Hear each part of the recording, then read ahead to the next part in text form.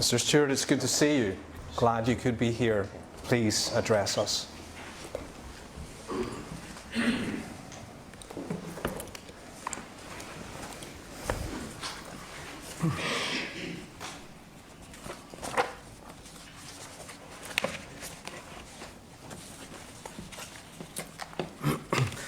Moderator, fathers and brethren, can I just say on a personal note that it's very good to see you in the moderator's chair, and especially to be able to thank you for what was a very important and timely as well as an excellent address. So very privileged to hear it.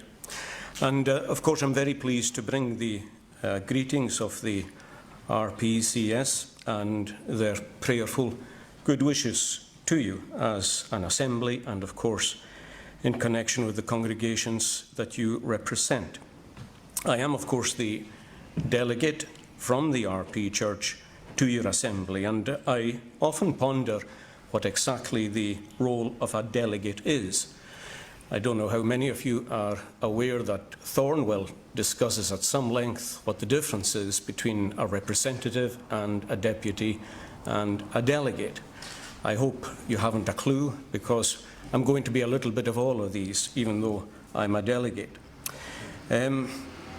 Sometimes I suppose it's tempting for us as delegates just to bring greetings very simply, and that can be at the level of courtesies and verbal greetings, or sometimes a word of exhortation. Sometimes, sadly, we're guilty perhaps of bringing platitudes.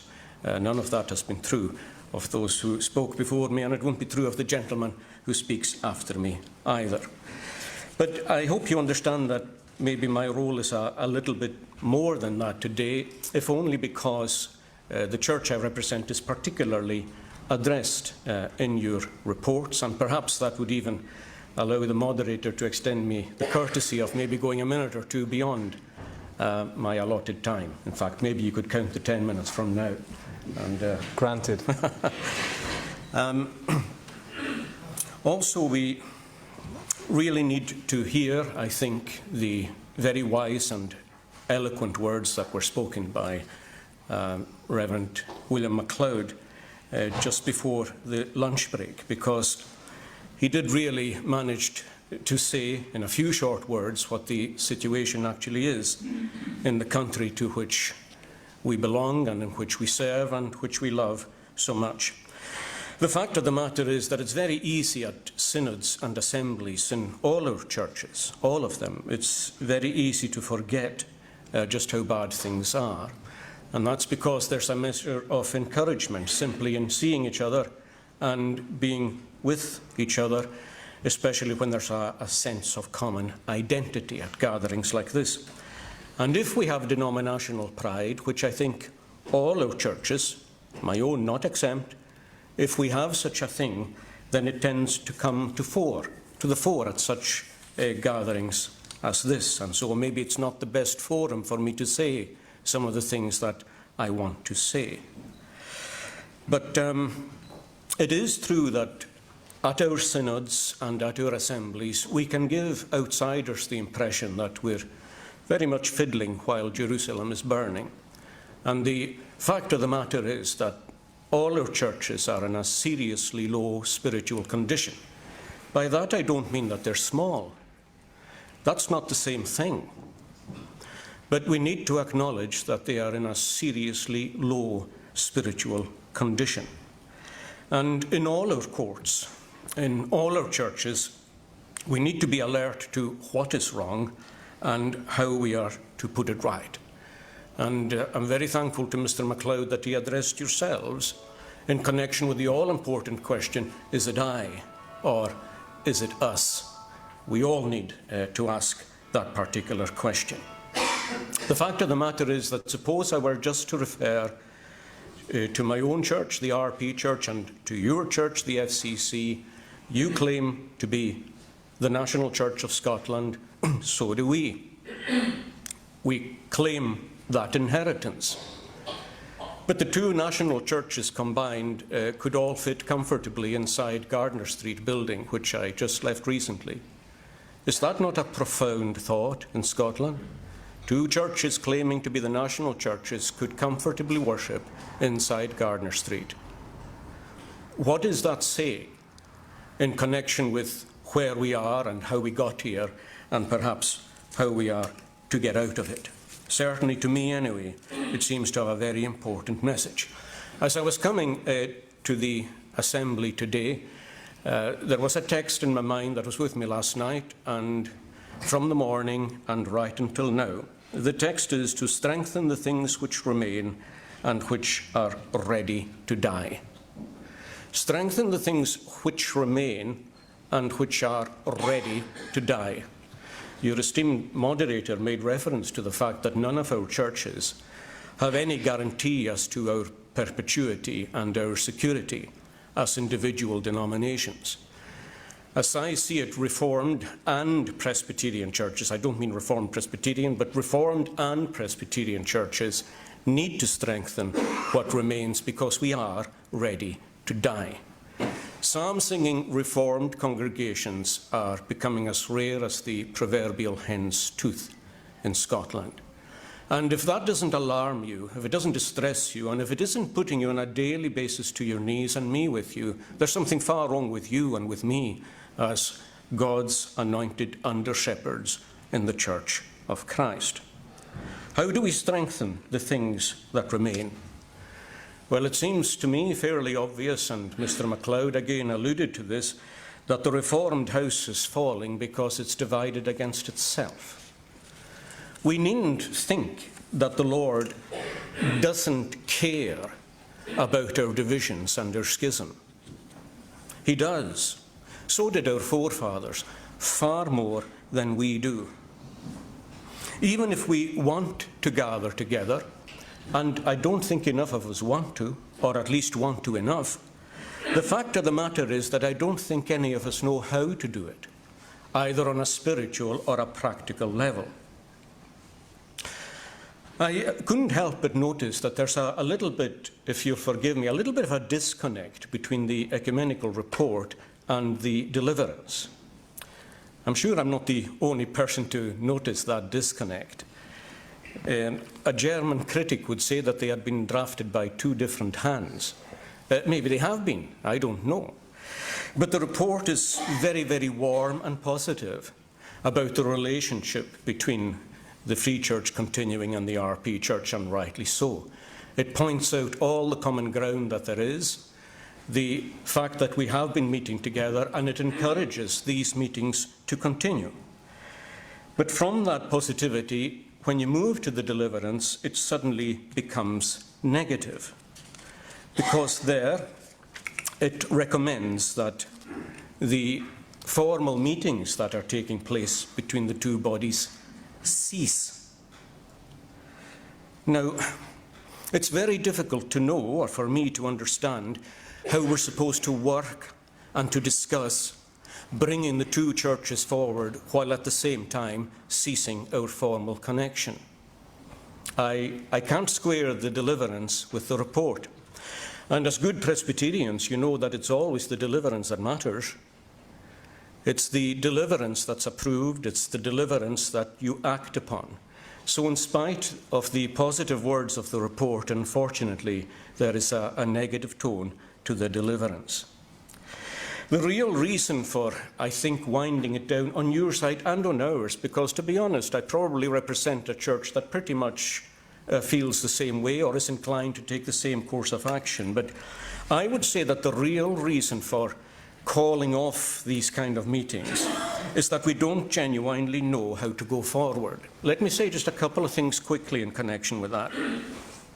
When we met as committees, after prolonged study and conference, we agreed that there was no barrier in principle to the two churches coming together around Westminster doctrine, worship and government. No barrier.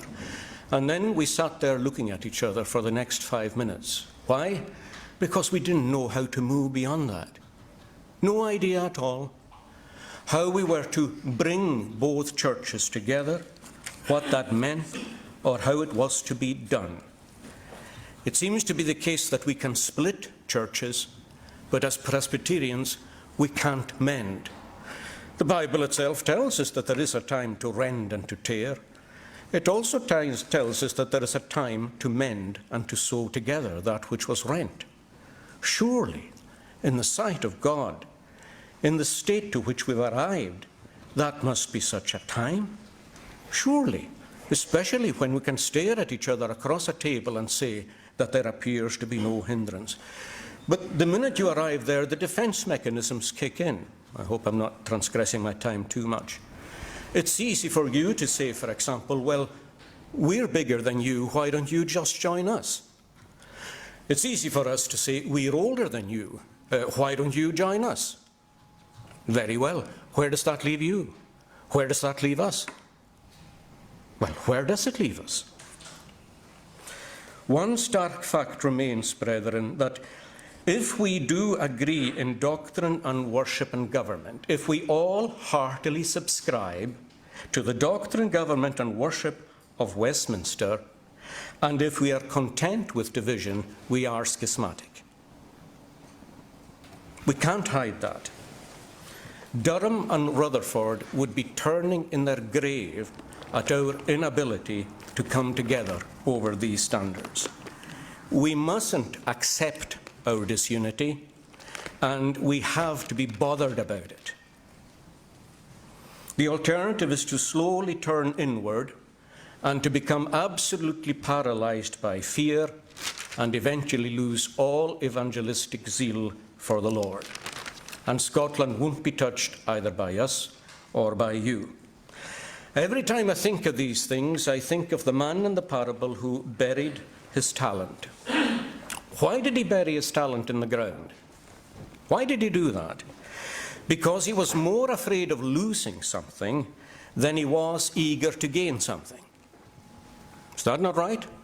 He was more afraid of losing something than he was eager to gain something.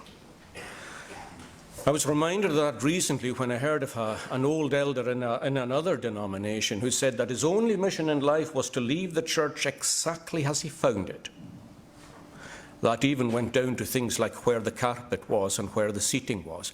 To leave the church exactly as he found it. That sounds orthodox.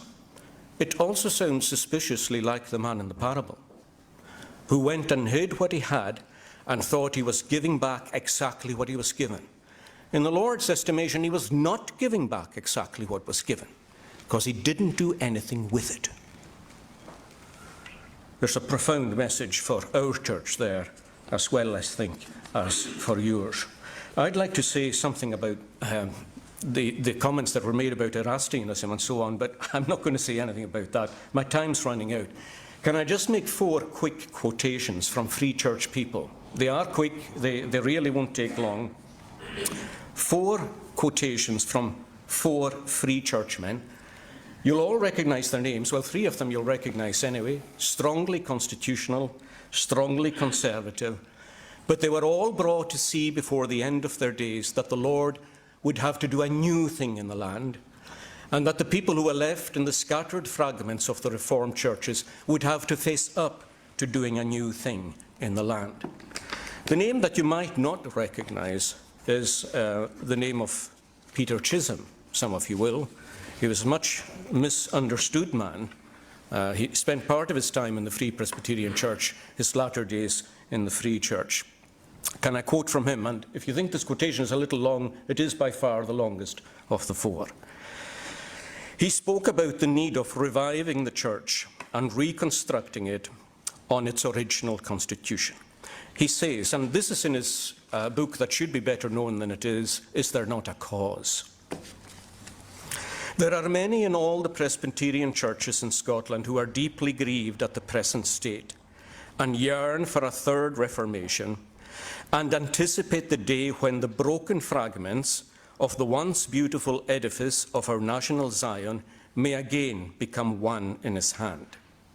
In these circumstances, one would expect that a search would be made for a common basis of scriptural fellowship, wherein all Scottish Presbyterians, for that matter, he says Presbyterians everywhere, might close their ranks against the common foe and unitedly fly upon the shoulders of the Philistines, instead of Ephraim vexing Judah and Judah vexing Ephraim. Isn't it interesting? This is written in the late 1930s, by the way. All of our churches, he says, even the strictest, are showing symptoms of deep spiritual slumber, out of which, if they are to survive at all, they must get a rude awakening. Some are sadly preaching the church instead of Christ, even if the church is rapidly sinking under their feet, while some of the crew pretend not to see the danger just because the captain is flying a showy flag. As long as the churches and churchmen are characterized by the spirit that lusts to envy, the kingdom of God will not come in their midst. Then he fires, I fear, a bit of a salvo against his former Free Presbyterian church, but just bear with that. Once at least every year, super churchmen put on their broad phylacteries and remind their adherents that they are in the direct line of the historic Reformed Church of Scotland, as if this mechanical performance could cover pride, insincerity, envy, and hatred. I think we all need to take that to heart. And listen to this. Scottish Presbyterianism, in its best days, regarded the idea of true churches of Christ side by side with separate governments as utterly inadmissible. They affirmed that there is but one Christ, the head and the body make but one Christ, and you cannot divide the body without dividing Christ. The independents who proposed peaceful coexistence were ruled out of court. Such separation, the Presbyterians maintained, was unknown in the apostles' time, unless it were used by false teachers. He then goes on to quote the other three, and these are brief. In fact, the three together are less than the person I just quoted. He first of all quotes a name again that's very familiar to us and very dear to us, James Begg, who most of us remember took a stand against union. But he took a stand against a particular union, of which he was originally in favour. But he said this. He spoke of the desirability of a union of all Presbyterians on the old basis of the Reformation, describing that as a union worth speaking of and worth contending for. What would he say today?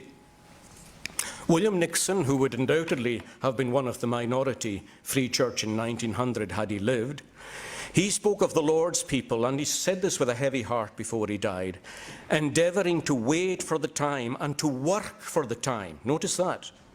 To wait and work for the time when out of the midst of the confusions and upbreakings, he will gather his faithful out of all the existing churches. Notice what he said. He will gather his faithful out of all the existing churches to build the Church of Scotland again upon her old foundations, and in a new and better form, and perpetuate her still to coming ages. Last of all, Smeaton, who we all revere as a preacher and theologian, who would again doubtless have perhaps, I can't say doubtless and perhaps, certainly, I would say doubtless, have identified with the Free Church. It may be, he said before he died, now listen to Smeaton, it may be that another generation, impatient of our ecclesiastical broils and our petty jealousies, which are now in the ascendant, maybe they will take the matter into their own hands and effect a union on the old foundations of the historic Church of Scotland. Are we hearing these people? Are we hearing them in the desperate situation that we've arrived at? I mean, these men are dead, but they speak, and they're pointing us back to the old standards. And that's why I think, friends and brethren, we have our labels, but it's really time that we both worked and prayed for a Reformed Church of Scotland, that we would begin to have a voice to our young people, to our nation, perhaps even to our media. Just a personal word in closing. I hope none of this sounds harsh. I would say and have said exactly the same words to my own church. Far from being harsh, on the contrary, can I close by thanking you for two things. First of all, for the ministers amongst you have so kindly, so graciously, and so ably supplied pulpits in the Reformed Presbyterian Church. I can't overstate how much your ministries have been appreciated. I've said to one or two who were retired that had they not been retired, I would not have been long in the Garner Street pulpit. They were greatly appreciated, and these men have won a place in the affections and prayers of our people. The other thing is that on behalf of our church, we wish you all gospel prosperity, locally and nationally, and pray that we would take the message, both of Mr. MacLeod, but the moderator too, in his opening address, seriously to heart. May the Lord make us more and more burdened for the unity of his own body in this world. Thank you.